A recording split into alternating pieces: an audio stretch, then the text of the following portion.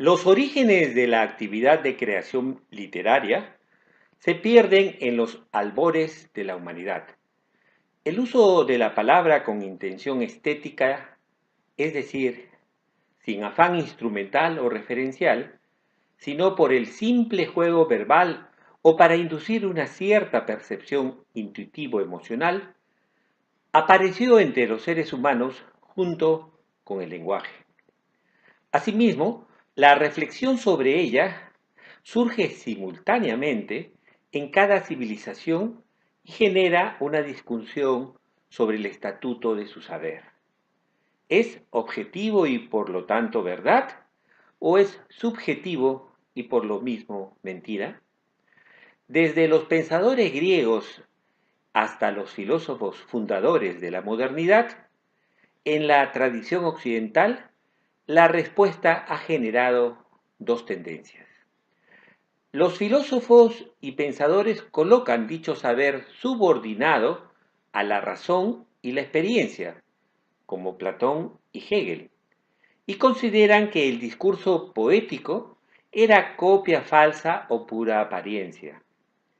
En cambio, los estetas y los artistas reconocen que el discurso literario posee un acceso perceptivo a cierto conocimiento con un sentido universal vinculado a la forma de su particular experiencia, como lo señalan Aristóteles y Kant.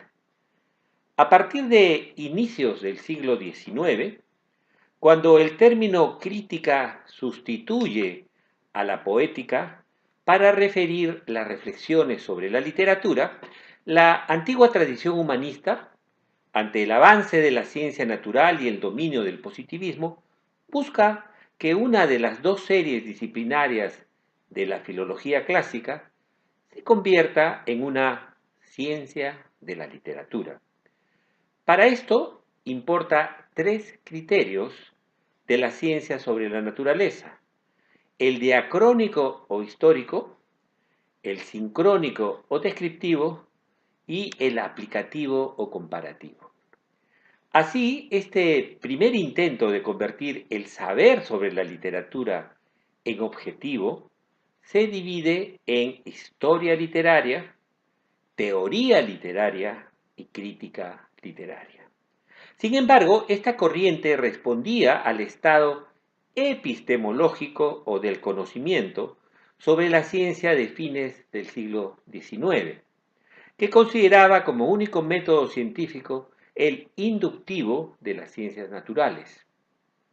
Según esta visión, la ciencia propone enunciados con hechos o datos verificados por medio de la observación o la experiencia y establece regularidades o leyes con capacidad de predicción y retrodicción, es decir, de inferir otros hechos, sucesos o fenómenos aún no ocurridos o que no se habían explicado.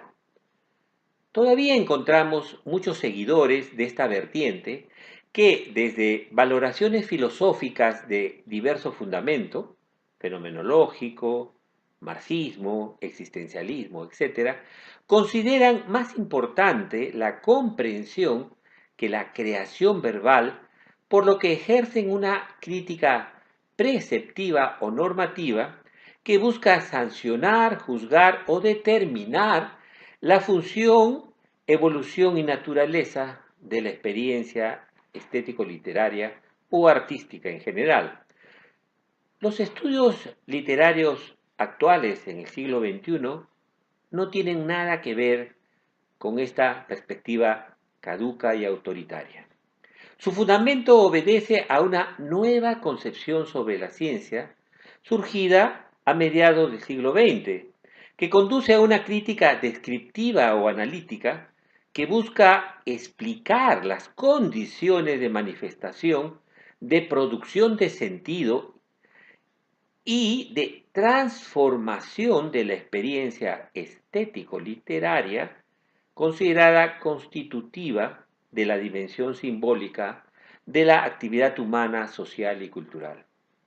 Los enunciados de esta crítica estética son intersubjetivos en lugar de objetivos, contrastables por observaciones y con capacidad de retrodicción-predicción. Los fenómenos sociales y culturales no se producen sin la mediación de las personas.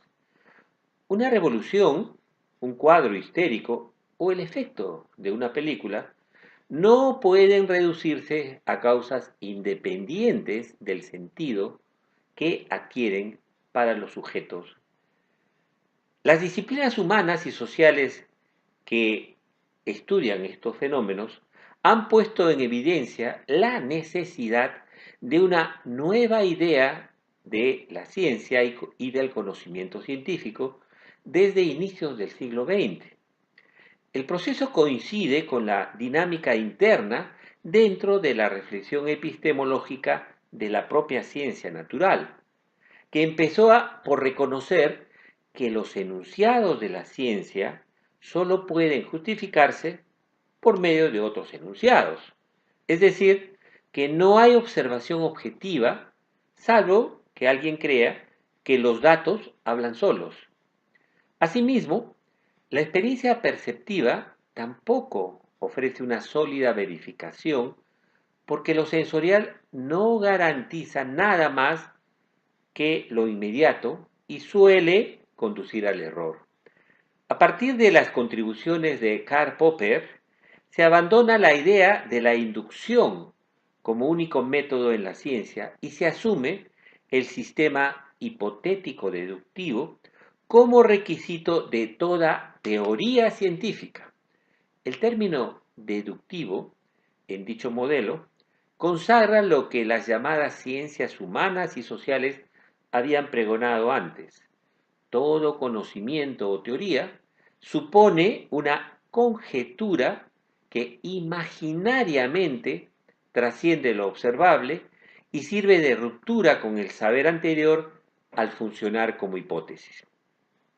Tanto lo inductivo como lo deductivo son enunciados falibles, que pueden refutarse con observaciones y experiencias negativas que demuestren su falsedad.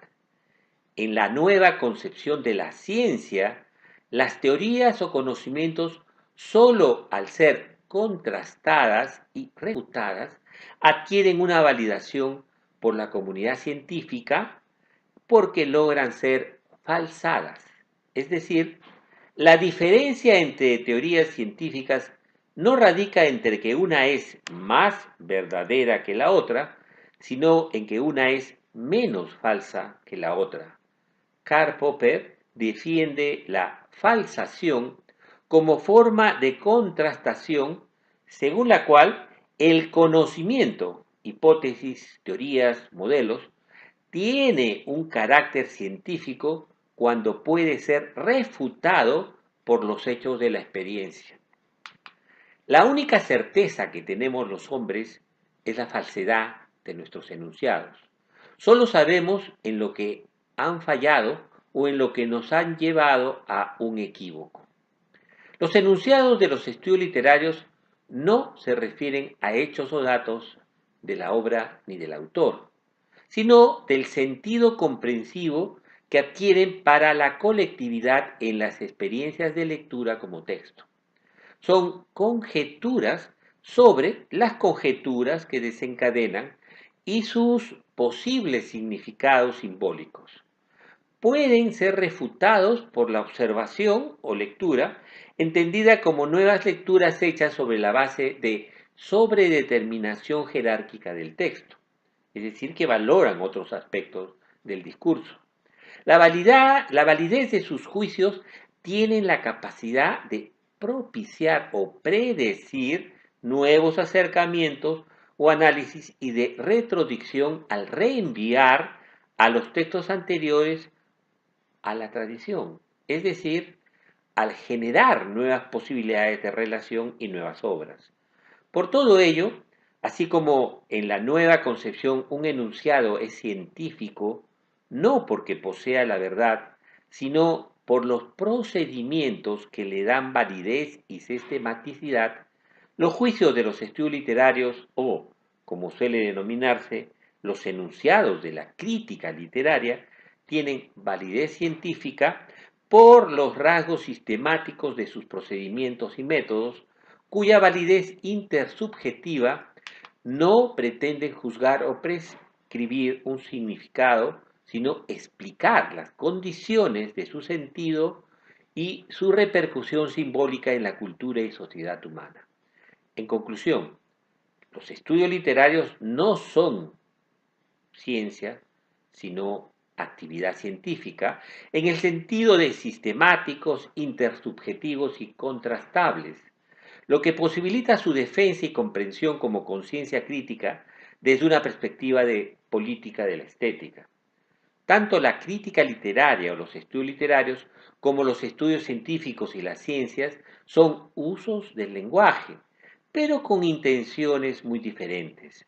Las distintas ciencias son escritura que pretenden una utilidad práctica al estar referida a fenómenos o acontecimientos de la realidad, mundo posible, factual, natural, etc.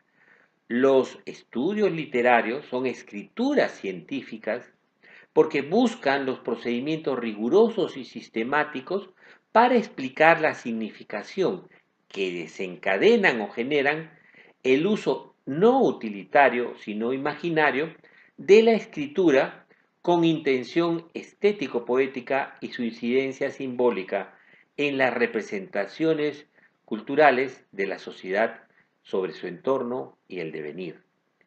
Juzgar dichos discursos literarios en función de lo que representan o describen de la realidad social o natural, obviando su forma y naturaleza imaginaria, significa caer en la falacia descriptiva y considerar que nuestro lenguaje se usa esencialmente en forma constatativa, es decir, señalando elementos de la realidad, error que se convierte en una gran falacia y que termina convirtiendo la Ilíada, la Divina Comedia y poemas humanos en gritos de alertas de los monos primitivos o los primates antiguos que solo usan el lenguaje para referir la realidad. El hombre, desde tiempos remotos, ha creado con el lenguaje ficciones imaginarias y habla sobre situaciones que no ocurren en la realidad, que le permite anticipar, modelar el futuro. Como siempre, esperamos que lo dicho haya sido de utilidad y nos despedimos hasta la próxima